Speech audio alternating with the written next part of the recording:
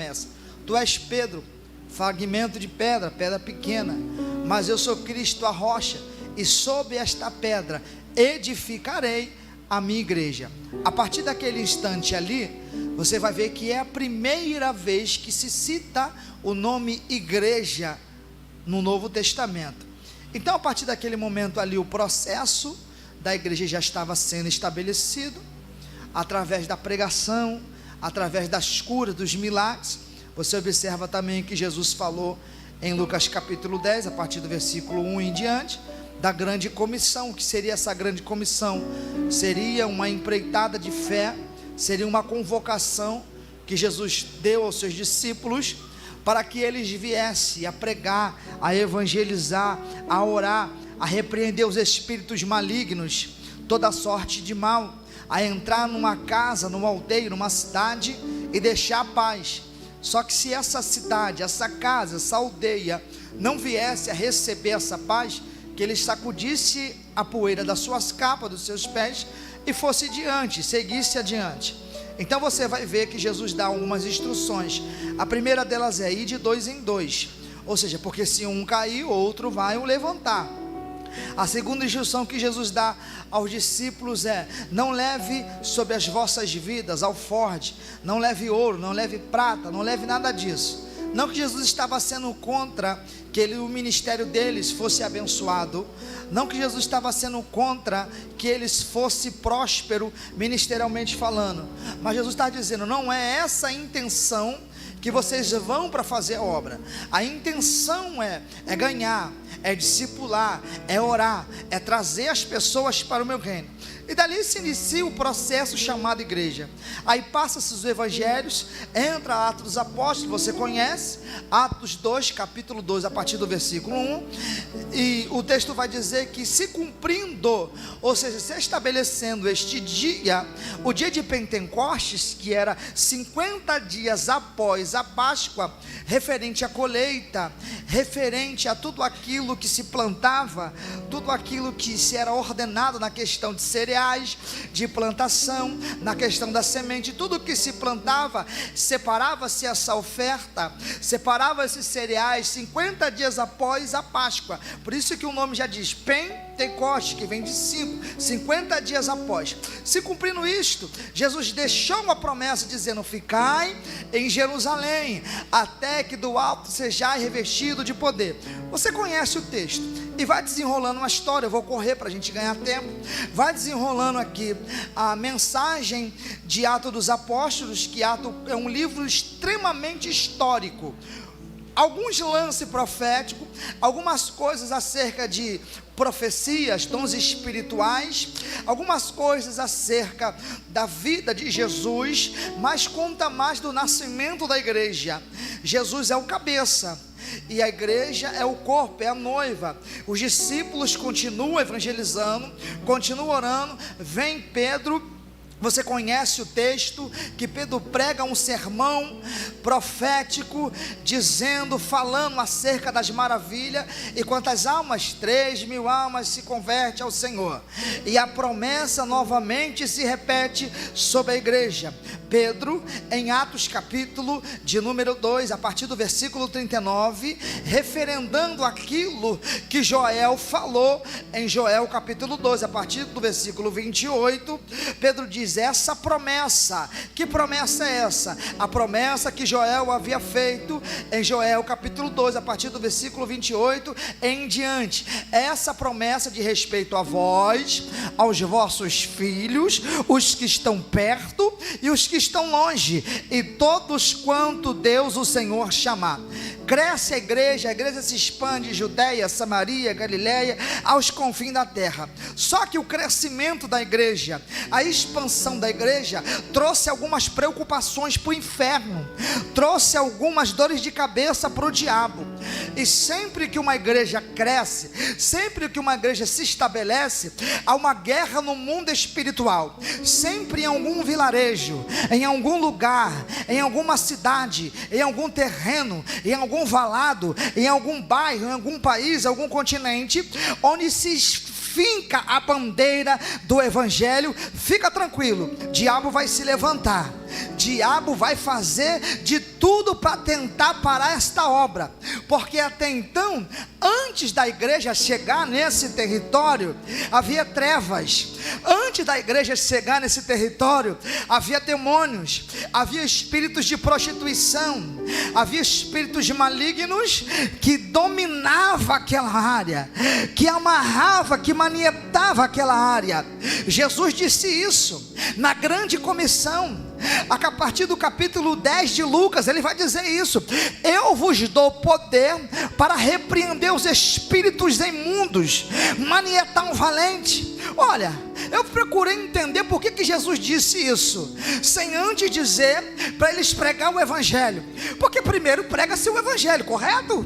Para quem sabe depois expulsa os demônios, expele os espíritos malignos. Jesus foi na contramão e disse: primeiro vos dou poder. Para quê?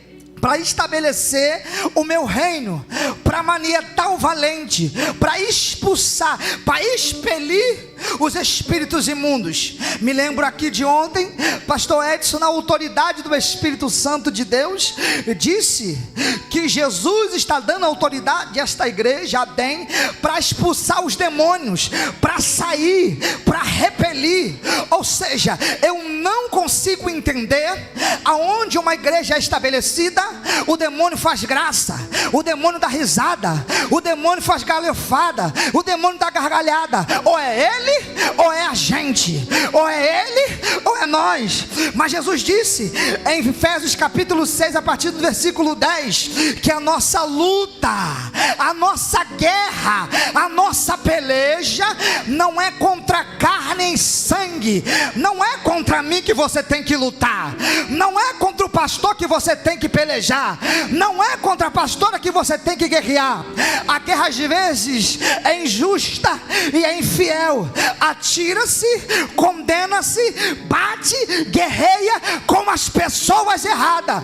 Enquanto eu e você estiver guerreando carnalmente, verbalmente e espiritualmente, Satanás está batendo palma e dizendo: é isso aí, vai, xinga mais, briga mais, dá na cara dele, puxa o cabelo dela, chama ela disso, chama ela daquilo.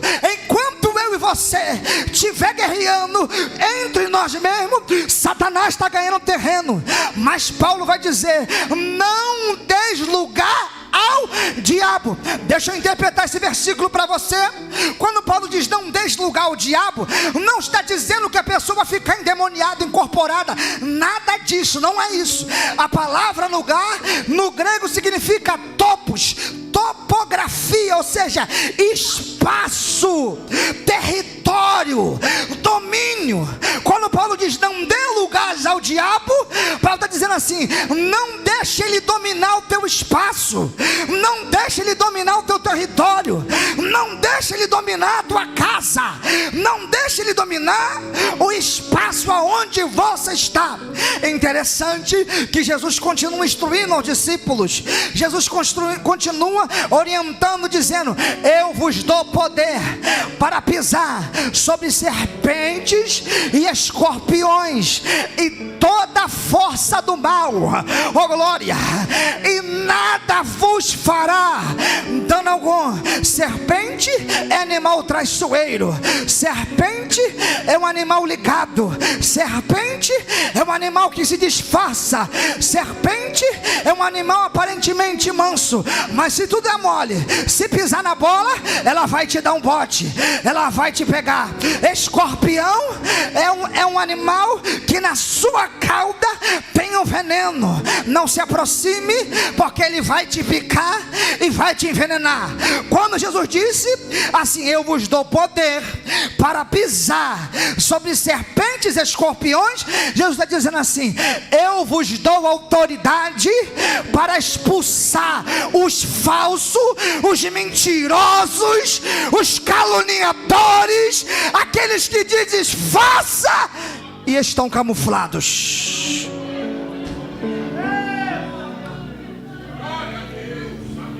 Escorpião, veneno na sua cauda, aquele que tem poder de picar e lançar o veneno. Dependendo da qualidade do escorpião, em 6 horas você morre.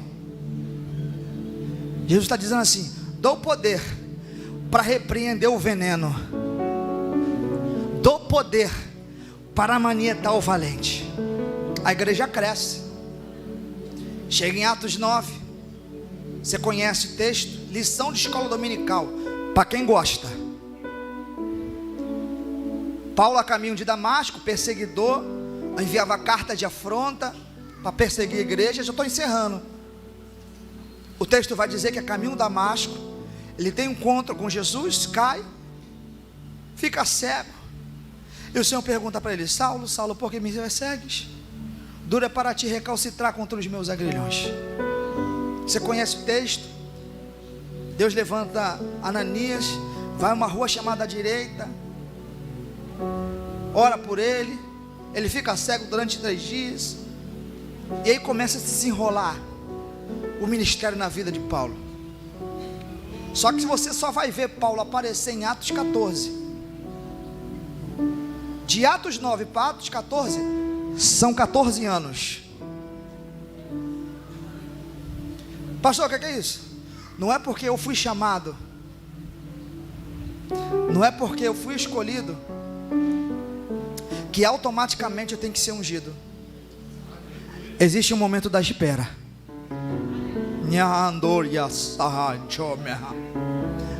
Deus falou para Paulo: vai, melhor dizendo, para Ananias, vai, ore por ele, eu mostrarei que ele será um vaso escolhido para fazer a minha obra, e eu vou mostrar o quanto ele vai padecer pela minha obra. Sabe o que é padecer? Ser moído. É como se fosse uma cana que entrasse no moinho e ser esmagada até tirar o último caldo. Passa. A igreja vive ameaças, respira ameaça. Só que o texto diz que as igrejas cresciam por um único motivo: porque tinham paz. Se tinham paz é porque não tinha guerra. Se tinham paz porque pairava sobre a igreja a gloriosa presença do Espírito Santo. Volto a repetir: igreja não é ringue de boxe, igreja não é octógono para um ficar guerreando com o outro. Não é. Pastor, está pesada a palavra. Lá vai. Pesado foi o madeiro que Jesus carregou na cruz e a coroa de espinho que foi cravado na sua cabeça. As igrejas cresciam porque tinham paz, e essa paz habitava. Era uma paz que consolava, que edificava através de quê? Do Espírito Santo. O crescimento da igreja foi tão grande que assustou a todos, e assustando a todos, chegou a esta igreja, a este povo, na casa de um centurião chamado Cornélio. Alcançou a família de Cornélio, alcançou a cura de Enéas. Deus foi crescendo, foi expandindo. Pedro tem uma visão em Jope. Pedro discursa em Cesaré de Filipe. Depois Pedro tem que se defender diante das autoridades em Jerusalém. E foi crescendo, e foi crescendo. Chega a igreja de Antioquia, uma igreja humilde, pequena, mas que mostrava a qualidade, que mostrava a intenção, a visão profética de Cristo, e expandiu a igreja. Uma das igrejas mais humildes, mas a igreja que mais cresceu. E foi crescendo. Chega no capítulo 12, o rei Heraldo chamado assim: eu vou parar com esse negócio, porque a igreja está crescendo. E se a igreja cresce, ela traz algum tipo de prejuízo para o inferno. Não dá, literalmente. Nada contra, irmão, nada contra quem é de outra fé, ou que é de outra religião, ou que tem outro segmento de religião, mas nada contra. Não tem como uma igreja se estabelecendo num lugar aonde tem alguns metros pessoas que descem oferenda para o diabo e a igreja continua parada. Não dá para entender isso. Aonde a igreja é estabelecida num lugar e tem tráfico, tem prostituição. Não tem como. A igreja, ela dá prejuízo ao inferno, e esse prejuízo é evidente.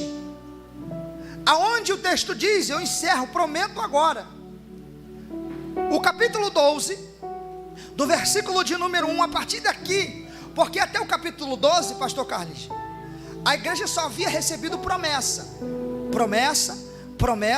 e ela tinha alcançado um crescimento estrondoso. Aí Deus fala, cresceu, agora eu vou provar. Capítulo 12 começa a aprovação da igreja. E o texto diz, naquele mesmo tempo que a igreja crescia, o rei Herodes prendeu alguns da igreja. Porque a igreja dá prejuízo ao inferno. Só que ele não prendeu a sua igreja, ele prendeu o pastor da igreja. Porque o bispo da igreja de Jerusalém, que era Tiago, e a título de curiosidade, a palavra bispo aqui é o supervisor. Se fosse hoje, seria um pastor presidente, pastor João, o bispo da igreja. Bispo é bíblico, tá? É bíblico, tá aqui. Bíblico. Prendeu o bispo, prendeu o pastor da igreja. Só que Tiago no dia anterior tinha sido morto à espada.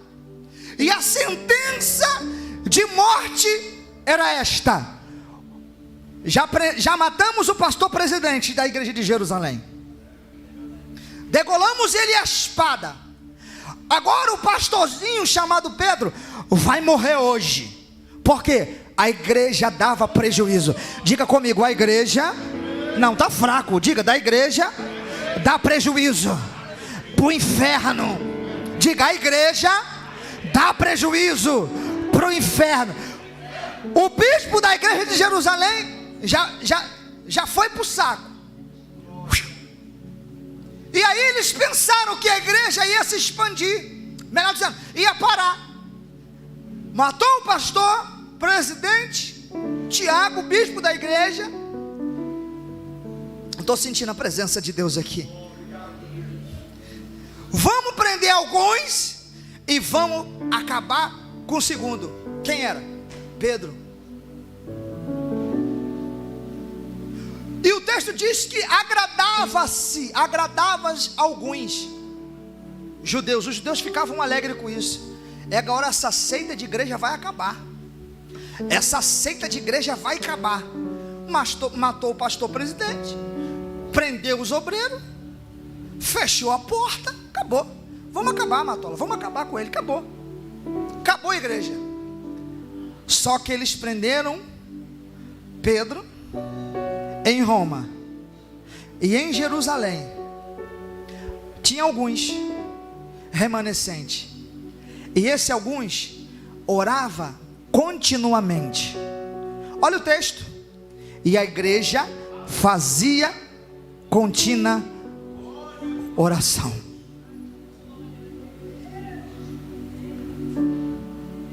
Pastor, mas Tiago morreu à espada. A carta de ameaça chegou a Pedro, dizendo: vai para o saco também. Só que o texto diz que a igreja vivia em contínua oração. E eu termino. Essa contínua oração não veio pela perseguição e pela morte de Tiago. A igreja já vinha fazendo isso, orando. Aí eu faço uma pergunta. A carta chegou a Pedro, a notícia chegou, e chegando essa notícia, o texto diz que Pedro foi dormir. Irmãos, quem é que sabe que vai morrer amanhã e vai dormir? Às vezes tem uns... Tá na live, às vezes a gente tem que travar, né? Às vezes tem alguns crentes bobo que passa uma lutinha e já quer entregar a credencial, já quer parar, já quer desistir. Às vezes tem alguém que não olhou para você, que não te deu a paz, você já quer parar, você já quer desistir. Mas a Bíblia diz que Pedro foi dormir, ele sabendo que ele ia morrer no dia seguinte, mas ele não estava desprotegido, porque tinha uma igreja que estava em contínua hoje. Quem levanta a mão para receber esta palavra? Pastora Carol, vai dormir, mandou. Pastor João, não se preocupa não, vai dormir, vai tirar o sono do justo, porque enquanto tu está dormindo, o anjo do Senhor está trabalhando. Enquanto tu está dormindo, o anjo do Senhor está dando livramento. Murmurar não vai adiantar nada, reclamar não vai adiantar nada, sair da mão não vai adiantar nada, gingar para a briga não vai adiantar nada, descer dos melhores dizendo, subir no salto não vai adiantar nada, fazer confusão não vai adiantar nada. Pastor, o que adianta? O que adianta é deitar e dormir. Por quê? Porque enquanto a gente dorme, o Senhor está guardando a nossa casa. Tu crê em profecia? Levanta uma mão. Se quiser, levanta as duas. Essa igreja espiritual entende a dimensão, a autoridade que está caindo aqui. Deus está dizendo: enquanto tu está dormindo, descansando, eu estou trabalhando na tua casa, eu estou trabalhando na tua vida. Não vai haver morte, não vai haver guerra, não vai haver tristeza. Enquanto tu dorme, eu estou te dando um livramento. Tem alguém que entende isso aqui? Tem alguém que entende isso aqui? Vai dormir. Só que o anjo do Senhor desceu, quebra, despedaça as correntes e fala: Pedro, aleluia. Pedro dormindo igual um neném. Sono do justo. Pedro, as correntes se partiu. E alguém perguntou: como pode ele sair? 4 guarnição de soldado. Quem já foi militar sabe o que é guarnição, né? 4 guarnição, 4 turnos diários. Cada um desses turnos tinha 4 soldados. Pedro acorda desesperado, bota a sandália nos pés, cinge os seus lombos e segue-me. Irmãos, como arrebentou as cadeias, arrebentou a prisão. Quando ele fala cingir os lombos, é estar preparado. Calçado é estar preparado. Ele disse: segue-me. Quando ele chegou na casa, que era uma igreja, alguém disse, bateu na porta, e o texto diz, e conheceram a voz de Pedro.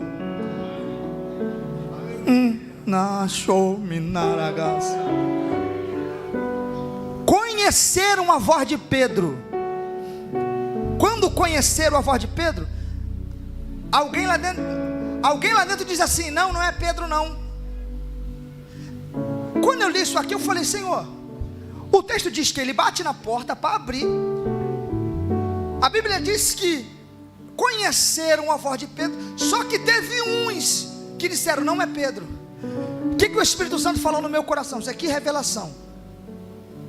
O Espírito Santo falou assim: mesmo eu realizando milagre, mesmo eu fazendo maravilhas, sempre vai ter alguém que não vai acreditar. Porque alguns ouviram e outros disseram: não é não, parece com ele. Olha, irmão, o pastor da igreja estava pronto para morrer, e agora ele é liberto. O Senhor livra, rebenta as cadeias, rebenta as prisões, cinge os lombos, calçam os pés, segue, vai à porta da igreja. A igreja estava fechada porque estava orando, com medo da perseguição dos judeus. Só que uns ouviram e alguém disse: parece com ele. Não é ele. Isso faz entender que nem todos vão conseguir dimensionar o milagre que está sendo liberado. Mas o texto diz que quando abriu a porta, A igreja se alegrou dizendo: o nosso pastor está salvo. Ah, você não entendeu não. Vou repetir de novo para você. Quando ele bateu na porta, alguém disse: é Pedro. Alguns falam: não, parece que ele. Quando a menina abriu, eles se alegraram: o nosso pastor está salvo. Quem entende isso aqui? Quem entende isso aqui?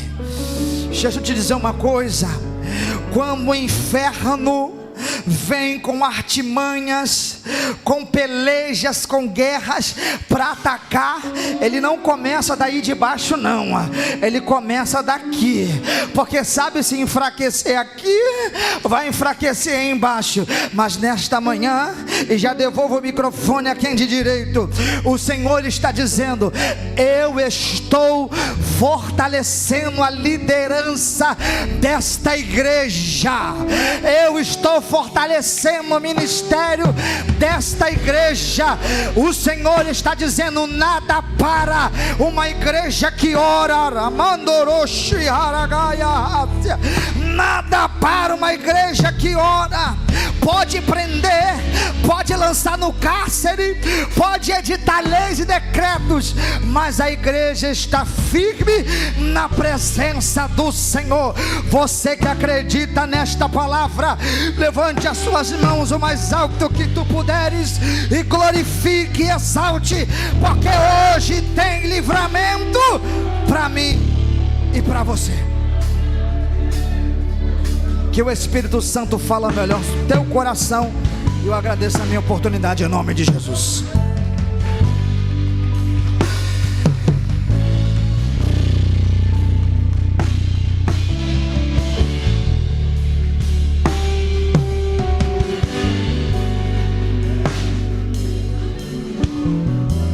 Amém, irmãos. Oh, glória. Abra sua Bíblia. Vamos entrar na ceia.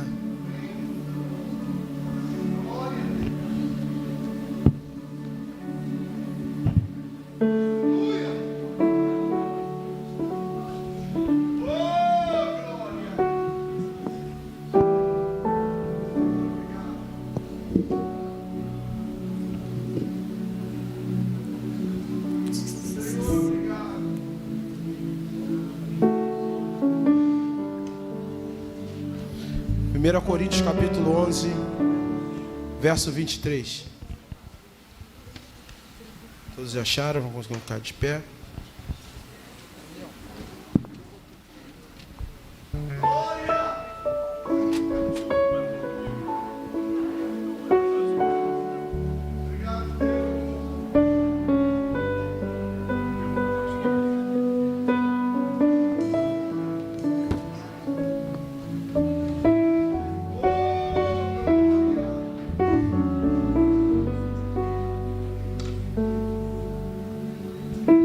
Todos acharam? Diz assim o texto: pois eu recebi do Senhor e também lhes entreguei, que o Senhor Jesus, na noite em que foi traído, tomou o pão e, tendo dado graças, partiu e disse: este é meu corpo que é partido em memória de mim. Da mesma forma, este é meu corpo que é dado por favor de vocês. Façam isso em memória de mim. Da mesma forma, depois de ceiar, ele tomou o cálice e disse: este cálice é a nova aliança no meu sangue. Façam isso sempre o que beberem em memória de mim. Porque sempre que comeres desse pão e beberem desse cálice, vocês anunciam a morte do Senhor até que Ele venha. Portanto, todo aquele que comer o pão e beber o cálice do Senhor indignamente, será culpado de pecar contra o corpo e o sangue do Senhor. Examine-se cada um a si mesmo, então coma o pão e beba do cálice. Pois quem come e bebe sem discernir o corpo do Senhor, come e bebe para a sua própria condenação. Por isso, há entre vós muitos fracos e doentes, e vários que dormem. Mas, se nós tivermos o cuidado de examinar a nós mesmos, não receberemos juízo. Quando, porém, somos julgados pelo Senhor, estamos sendo disciplinados para que não sejamos condenados com o mundo. Portanto, meus irmãos, quando for vocês se reunirem para comer, esperem uns pelos outros. Se alguém tiver fome, coma em casa, para que quando forem se reunirem, isso não resulte em condenação. Quanto mais, quando eu for lhe darei instrução. Amém, irmãos? Texto conhecido de todos nós, que o segundo domingo do mês nós lemos, toda vez que temos Santa Ceia. E a ceia é algo importantíssimo na vida do cristão.